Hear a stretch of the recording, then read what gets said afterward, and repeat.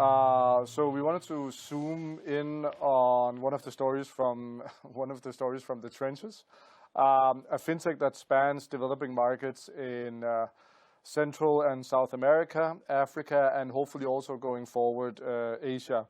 So with me in the studio today, I have Lars Møller from the company Ingemann and Agroclimatica. Actually, it's Lars Saquero. More or less. Close enough. From Ingemann and Agroclimatica. So welcome, Lars. Thank you. Thanks for having me. Maybe just give a short intro to yourself and a little bit about what it is you're doing and why you're doing it. Yeah, so Agroclimatica is a platform that we've developed within my family's business called Ingemann. We are entrepreneurial of spirit and started some years ago developing an agro business, an agro export business in Nicaragua, for reasons that is not quite justifiable, besides the fact that it was one of those things of life. So today we have a Agroclimatic risk score. So we have a platform that assesses risks for agricultural credits around the world. So I want to actually stay a little bit on on the journey from Denmark and Nicaragua, because it just tell us a little bit more about how did you end up in Nicaragua and what is it that Ingemann is actually doing? Yeah, so I ended up marrying a beekeeper's daughter from Uruguay. And she needed to come to Denmark in order to get her residence permit. She needed a job. My father, who is also entrepreneurial spirit, had been working in big corporation for a long time, trading food. He knew about food trading, she knew about honey, so we started importing honey from Latin America into Europe. Through there we came into contact with an opportunity to set up a company in Nicaragua to produce our own organic honey. So we did that from 2007, established a company. And today we work with a number of producers, buying their production, exporting it to Europe. And then we later bought a cocoa company. So today we're a honey and cocoa export company, serving as the access to market for around 1,500 producers.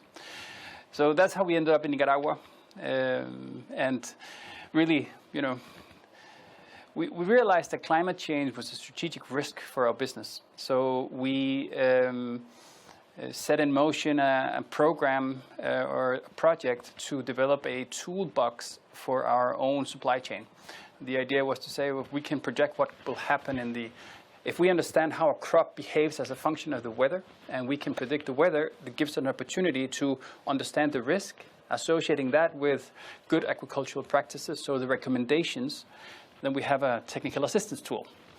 So it was sort of we built the idea behind this, as an effort to empower our own value chain and protect, so to see, our own business against climate change. So how much of that came actually out of a sustainability approach or a thinking, a mindset around sustainability, and how much is it just good and sound business?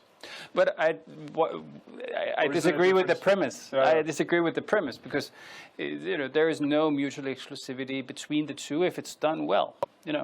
The more money the farmer makes because he produces more, the more we make as an exporter.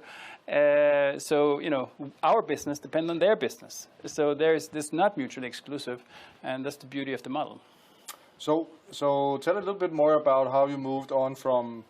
Or not moved on, but building on what you've been doing at Ingemann, and then building Agroclimatica that you're now building, and I know that is branching out in different directions also. Yeah. So it started like a cup of coffee and a good idea. I said, well, we have this methodology. If we can predict how crops behave as a function of the climate, what else can we do with it? And we realized that, well, what about risk scoring for financial credits? A colleague of ours had been, he was running a successful MFI, and he had these issues in his day-to-day business. So that's how we started developing, or that's why we started developing this platform.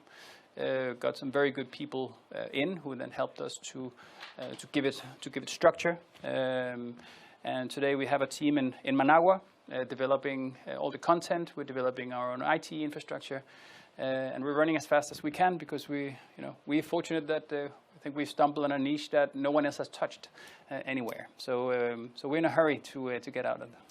So you're partnering up with the established sector and giving them knowledge and insights. Yeah. All right.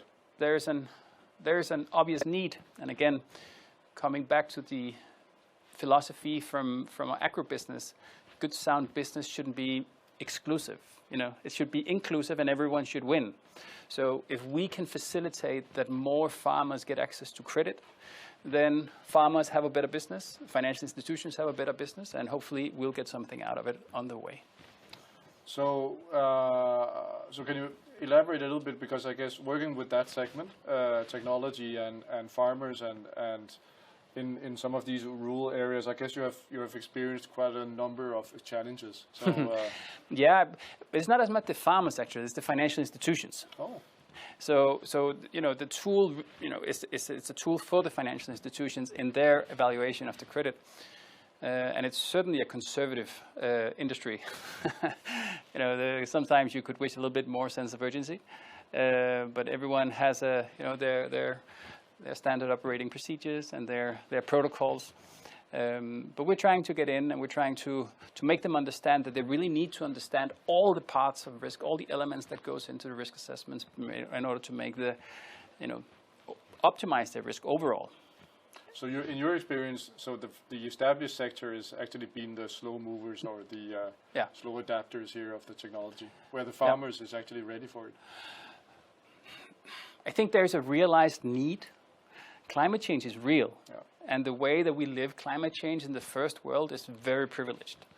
But we are talking about people being coffee farmers who've grown up on coffee farms, never known anything but coffee farming, who, because of the increase in temperature, they can't continue to grow coffee. That's all they know. That's their whole identity that they have to convert. So how do we help this whole transition? How do we help farmers to see opportunities in climate change? We can't go farmer to farmer, but we can reach the financial institutions and help them to understand which are the crops of the future, how should they design their financial products to optimize within this space that is climate change. Because it's not only risk, it's also opportunity. The coffee farmer, maybe he can grow cacao, maybe he can grow mango, cashew, banana. There are other crops that slide in to that to the new reality of climate up the hill. And your platform would also be facilitating that kind of advice. So it's not just the credit score, but it's also actually about how to turn your production around. One of the features that we have is that if the risk score of a certain inquiry turns out high, then you can the platform can propose alternative crops that would offer a more favorable risk score, so that the farmer gets something to plant and live off, and the financial institution doesn't reject the business opportunity. All right. So what's the some of the, not necessarily resistance, but some of the friction there is between you as a fintech, agro fintech, and the established institutions? What is it that you experience when you have these kind of partnerships dialogue? I think it's just a challenge to change the SOPs. We generally don't have bad meetings. Everyone sees it working and say, well, this makes all the sense in the world. Just had a user coming back say, well, by quantifying the risk on all my credits, I can actually save money on my insurance, because now I only take out an insurance on the high risk credits, but not on the lower risk credits, right? So it makes sense to everyone. It clicks, but from seeing it and be able to, see the relevance, and then from a strategic level, within the financial institution, to include it as part of the checklist that the credit officer has to, fulfill to the investment committee. There's a little bit of time, and that's what we're working on right now. All right. So tell us a little bit about what kind of or how do you get access to data? Because I guess it's multiple data sources that you actually need. So we're lucky. We have a very competent team sitting in our office in Managua and in Amsterdam and around in a couple of locations. We would work with climate. Climate's the first pillar. We would work with historical data from international climate modeling. from 1971 until 2050, so that makes it proactive. Then we have soil maps, taking a point of departure in local soil maps, but then enriching it with satellite data, satellite imagery. And then crops. So we have a technical description of each, not only crop, but variety of crop, and also livestock. We have more than 80 different races, types of genetics. So there's a lot of data that goes into each country, and a lot of methodology that goes into it. But that's also what makes it such a valuable tool. Sure. So what's your plan for the future? How do you see the development of the platform, to the extent that you can open that box a bit and let us in, but also for Agroclimatica and your scaling journey? Well, we want to run as fast as we can. We hope that once we get building the momentum and get more and more success stories, that it will accelerate, and there will be synergies in there. We on the inside are working on different new features, for example, a CO2 footprint calculator. So imagine that on each agricultural credit, we could quantify the footprint. That would allow the bank to quantify the CO2 footprint in their portfolio, which they can communicate, get access to cheaper funding, start making programs to convert agriculture into something that is, has a lower CO2 footprint, and then continue to monitoring it. That would be a very nice feature, which we're almost done developing. So there's a lot of ideas out there that would make a lot of sense, and would actually be applicable in this whole transition process towards, we have to produce food for 9 billion people in just a minute. And now you're going live in Kenya in a couple of weeks. Yep. And then what's next? Next is Asia. Considering India, considering Indonesia, some of the bigger countries out there. We've also been fortunate, again, not to find any directly competitive products out there. So, we're trying to set the bar as high as we can. Fantastic. Lars, I think we will reach the end here of this, both of this session, but actually also of the first day of the Copenhagen Fintech Week Global Edition. Thank you so much for joining us. That was super interesting to hear about your journey, both on a personal level, but also on a business level.